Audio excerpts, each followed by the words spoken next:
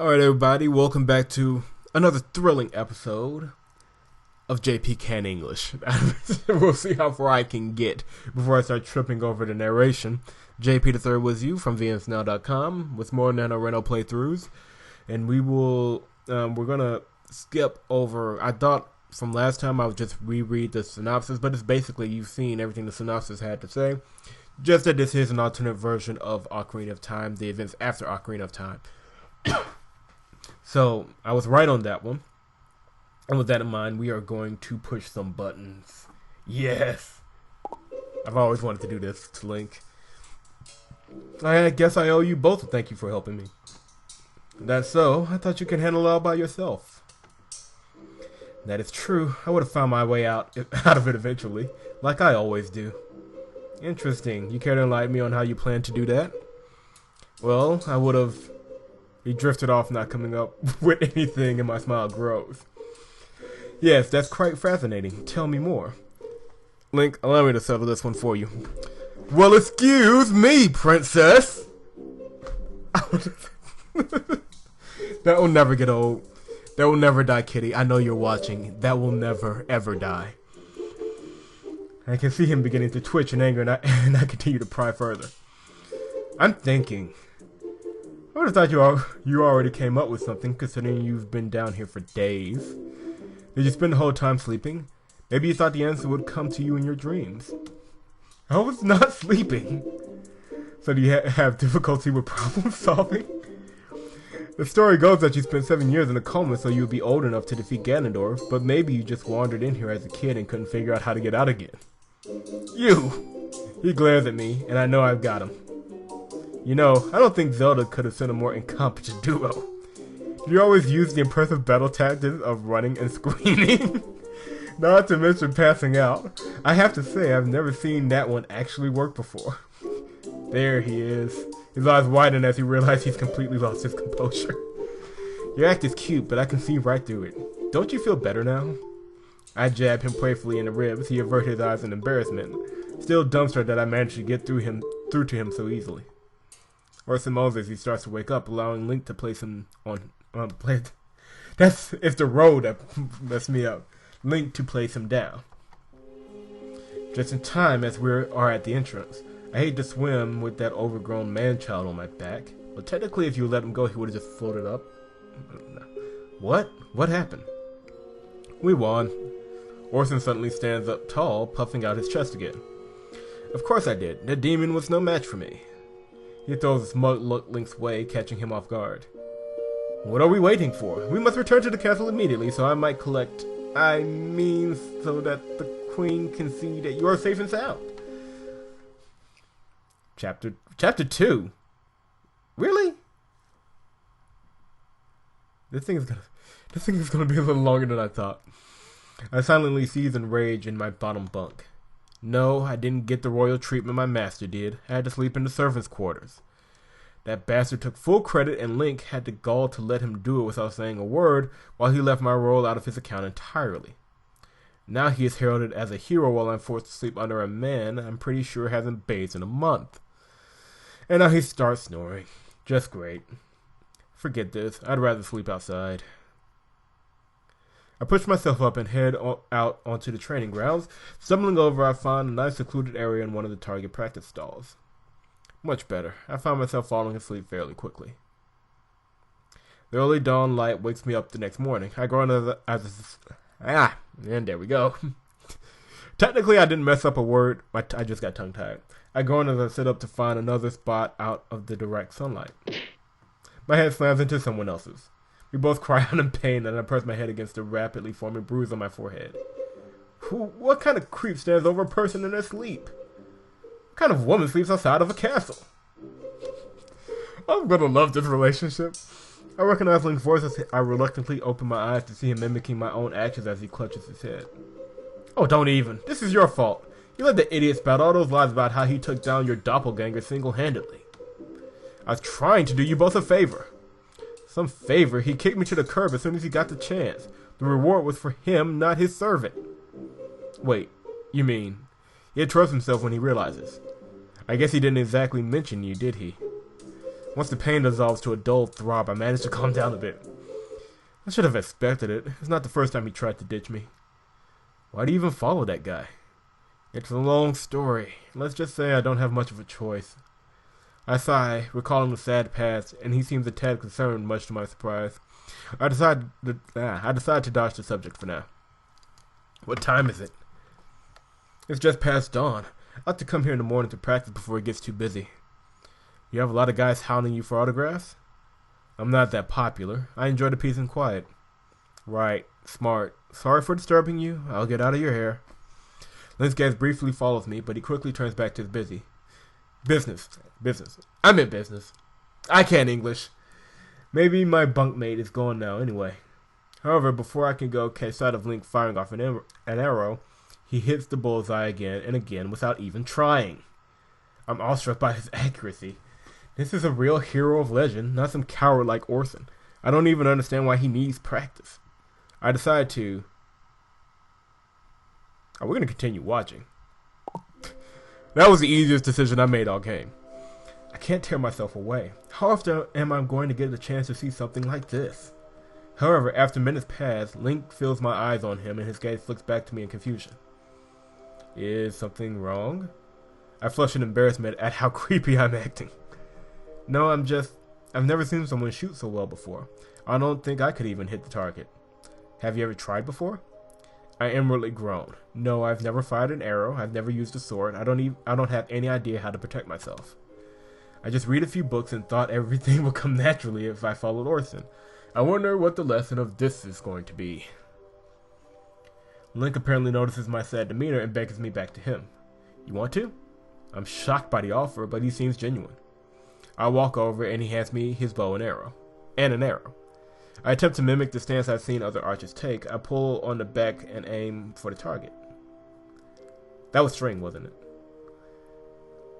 I pull back on the string and aim for the target. Thank God it's Friday.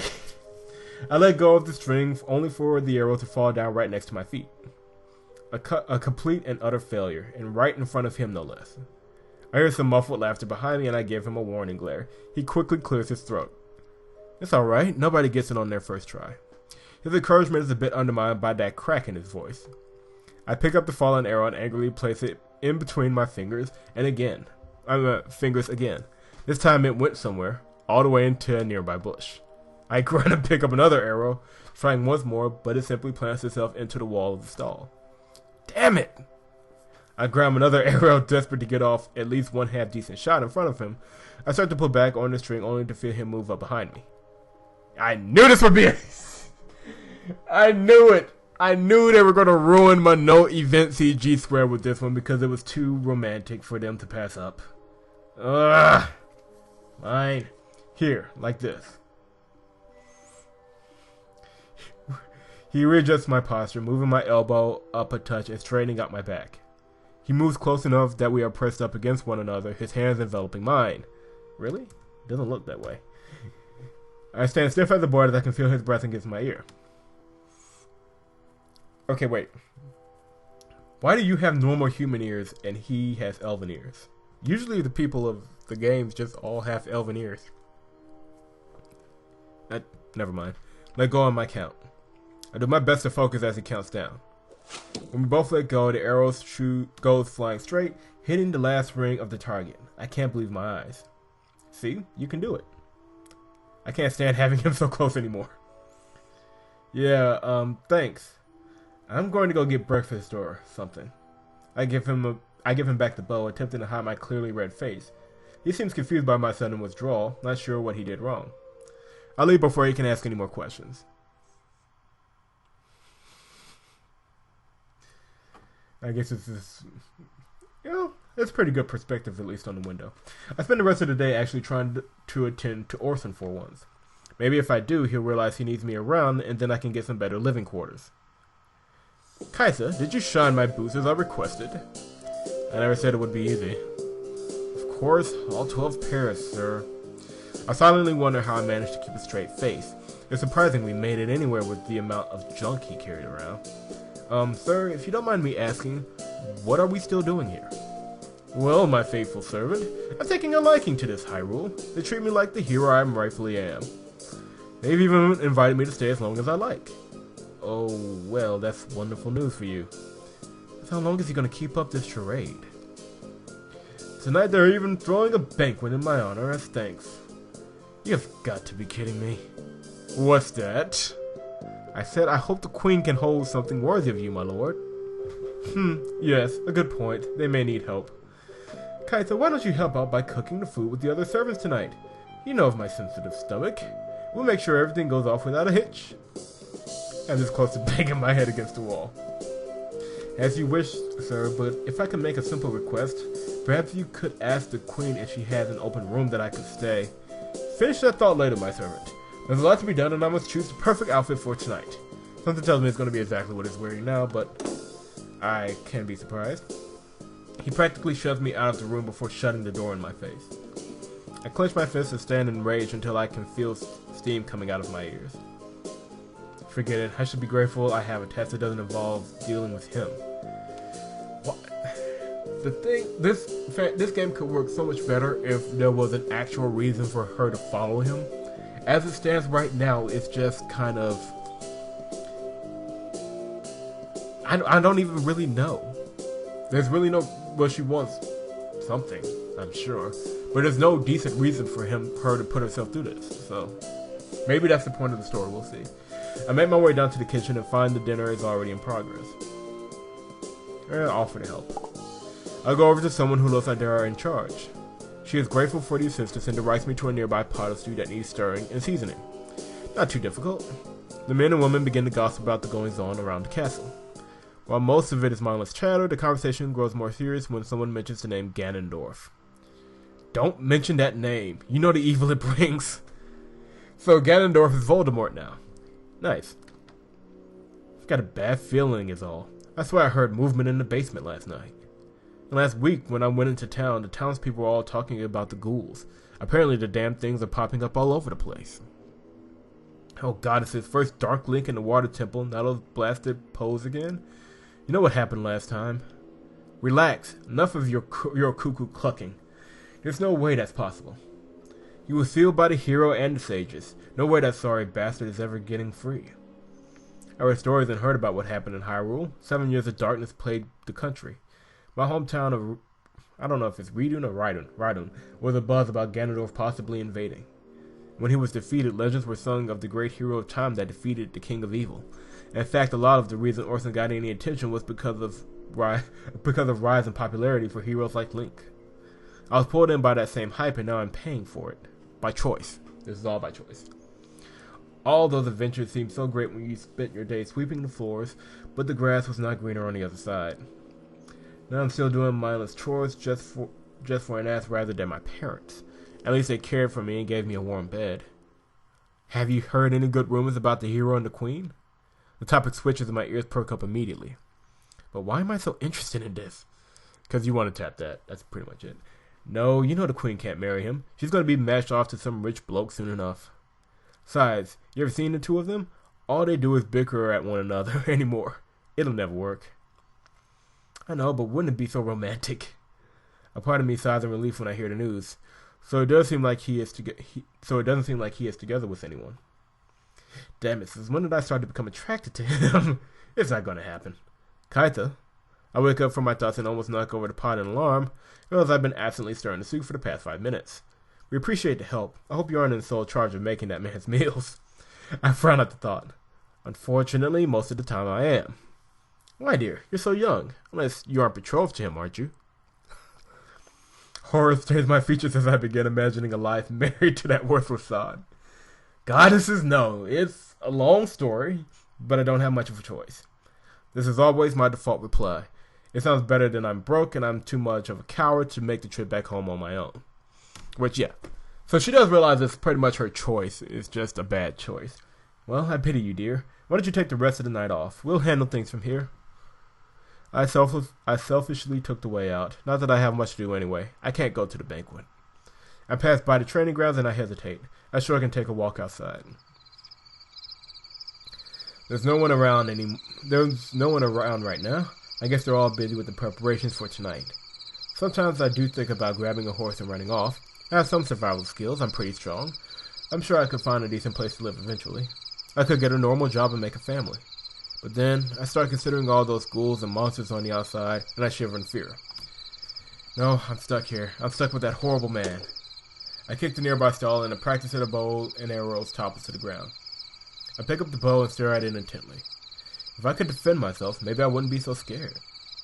I notch one of the arrows and attempt to remember how Link taught me to shoot.